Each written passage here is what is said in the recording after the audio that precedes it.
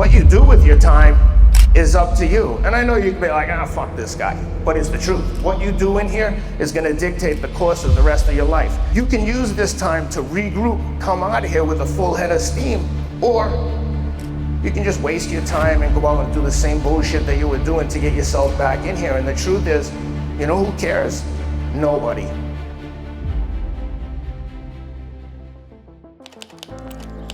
All right, we're at the North Central Correctional Facility in Marion, Ohio, just out Columbus. We're gonna go talk to some level 1 inmates that are transitioning to release, and see if we can't motivate and inspire some dudes. It brings back a lot of memories seeing all this razor wire after spending so many years in at the facility outside of Boston. So why did you spend time at the facility in Boston? I was a correction officer in just outside of Boston when I graduated from high school. It's how I paid for my university studies. What's up, brother? How you doing, man? Craig, Deputy Warden Operations. Good to meet you. Thanks for having me. I'm a fan of you guys. Anyone trying to make a difference for people is we're moving in the right direction, That's dude. The biggest thing I think the change since you've been in this business is Oh, guys like this. You know, we're always trying to do something to provide hope. You know, you're providing discipline, you're providing structure, you're providing programming, but you got to do things to provide hope, and that's in reach. So Yeah. that's why we really appreciate you. I'm excited to tell them, like, yo, you're not a victim. If you're waiting for someone else to come and help you, show you, you have to take control of your own fucking life. Yeah. And I tried to take a shortcut through drugs, escaping the shit I was trying to hide from. The minute I took responsibility for myself, my whole life improved. And every shit thing that I thought was catastrophic in my life has become my biggest strength. Getting over addiction, going through the struggles I went through. At the time, it sucks. There's no ifs and buts. But you can turn these things. People don't love anything more than a comeback story. Yeah. This can be your turning point, or you could be like, yeah, I'll just be back next month. Like, come on, man. The only person that can affect it is you. And if you're waiting for someone to care, newsflash, no one cares. If you have a family that cares about you, you're lucky. But some people don't even have that.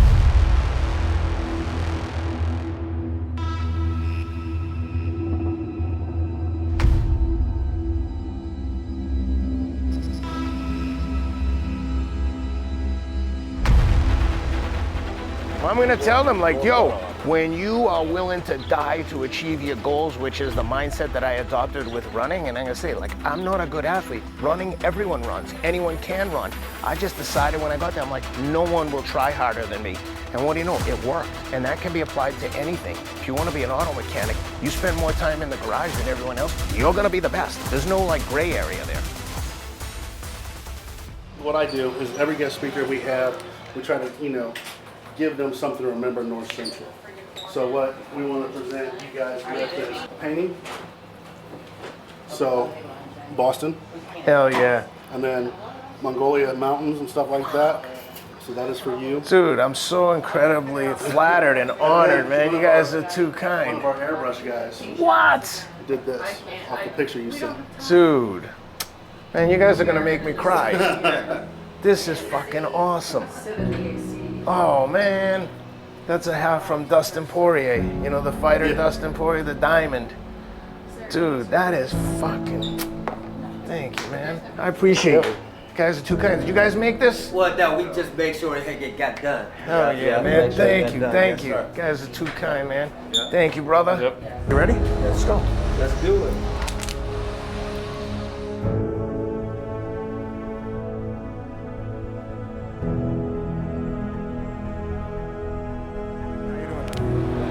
I'm Ken. Nice to meet you. He's a father of 4, known all around the world. He was an addict, recovered, now he's doing marathons and races all over the world. Without further ado, man, give it up, Mr. Ken. Wow.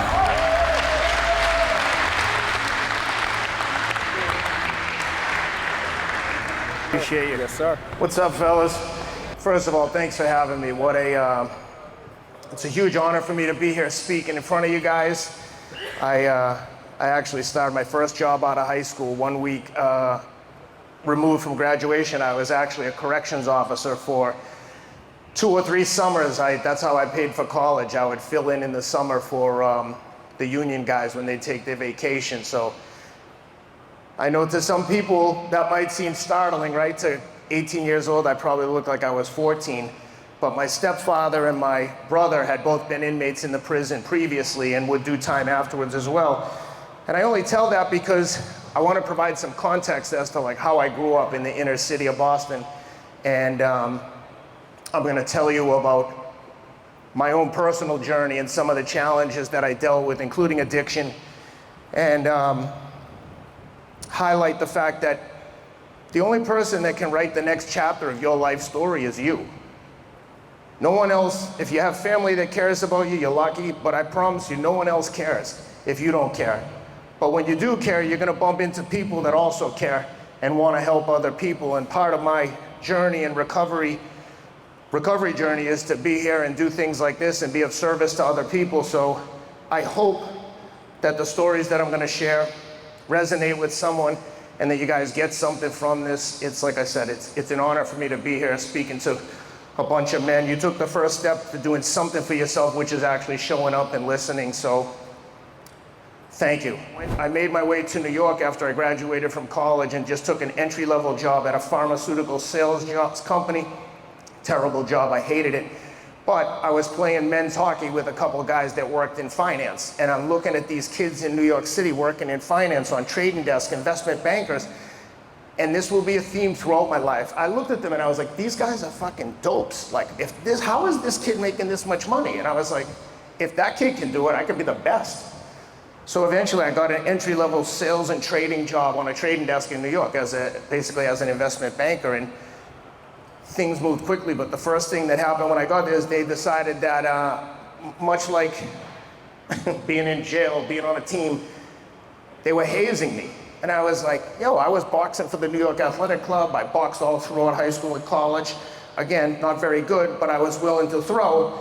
And now I got these dweebs fucking hazing me. I was like, I couldn't believe it was happening. But it's like one of those things when someone tests you the first time you get here, you're like, is this really happening?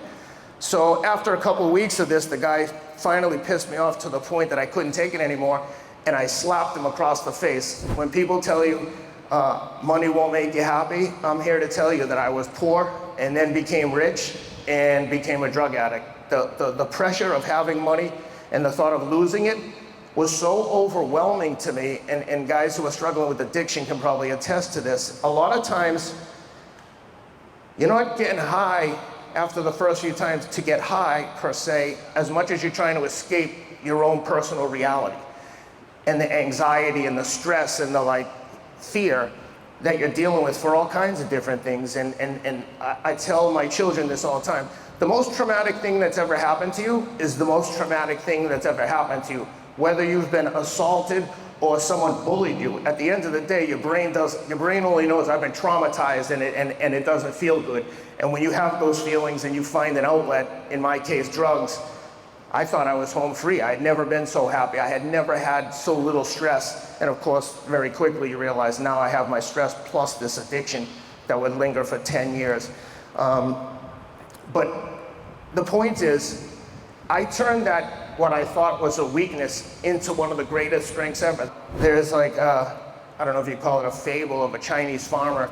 And the Chinese farmer lives with his son, and they have a farm, and they have one horse, and they go out one day and the horse ran away. And all the neighbors come and they say to the farmer, oh my God, this is a nightmare, your horse is gone. And the guy says, maybe. Next day he goes outside, the horse comes back, he brings 7 wild horses with him, and the neighbors come over like, oh my God, you have a fleet of horses, you can sell half of them.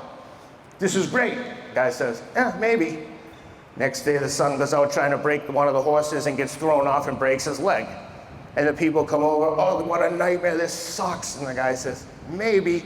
And the next day the army comes, they're in a war with Japan, and he says, oh, you can't take my son, he's got a broken leg. So the son gets skipped for the draft, and they come over, oh, this is great, your son doesn't have to go. And he says, maybe. And the point is, every single thing that's gonna happen to you along the way, along the journey of life, you're gonna have setbacks. You might be in MTC and think, this is the worst thing that's ever happened to me. Maybe.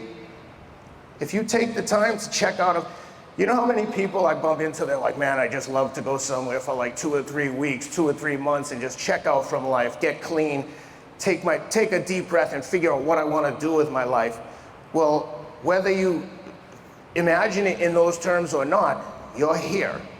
So what you do with your time is up to you. And I know you can be like, ah, fuck this guy, but it's the truth. What you do in here is going to dictate the course of the rest of your life.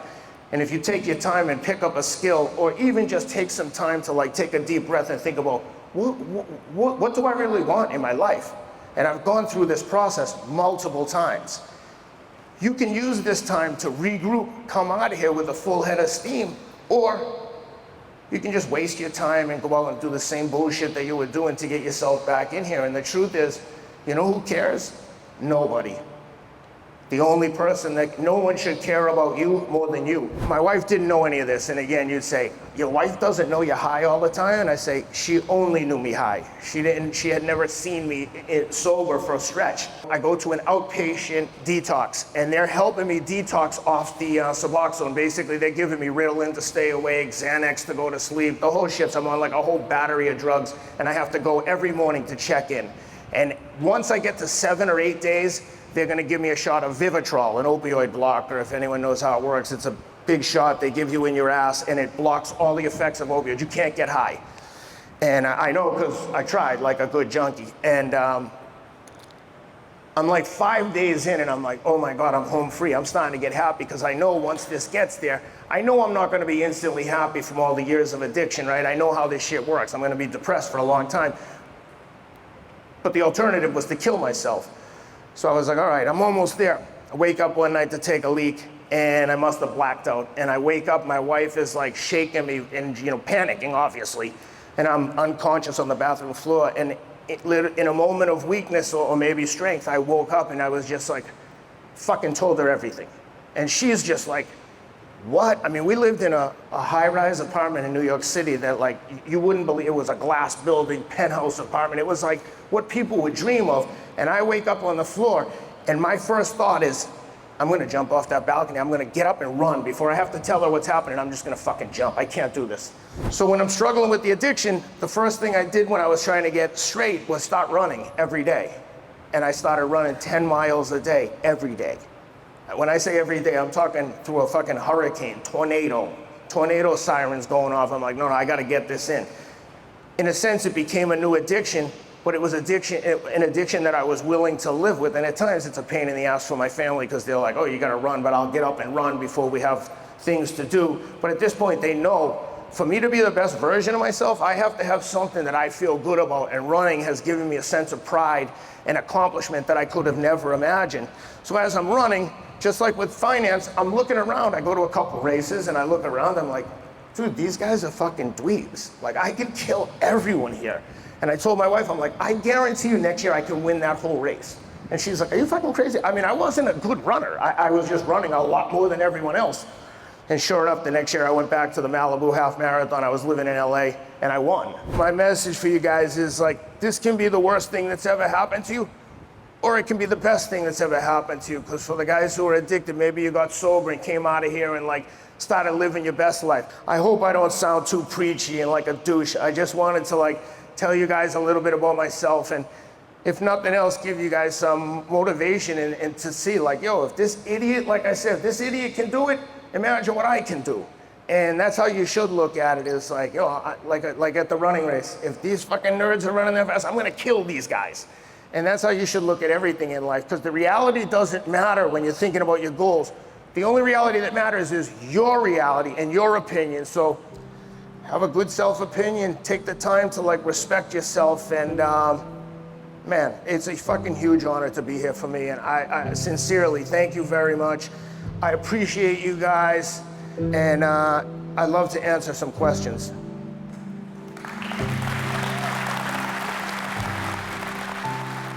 I'm 40 myself, man, you know what I mean? I have absolutely nothing, you know what I mean? I'm about to go home this year after 20 plus years, and just to see you make the transition that you made at such a late age. You know what I mean? It's inspiring, bro. Your life's about to start now. Yeah. Look at you. You're fit. You're fucking healthy. You're gonna get out of here and turn shit upside I down. really appreciate you, bro. You're gonna do it. I'm a veteran, a combat veteran from Afghanistan, Yeah. and I'm trying to get some things done relative to a book and stuff like that, but Yeah. I'm writing about my experiences.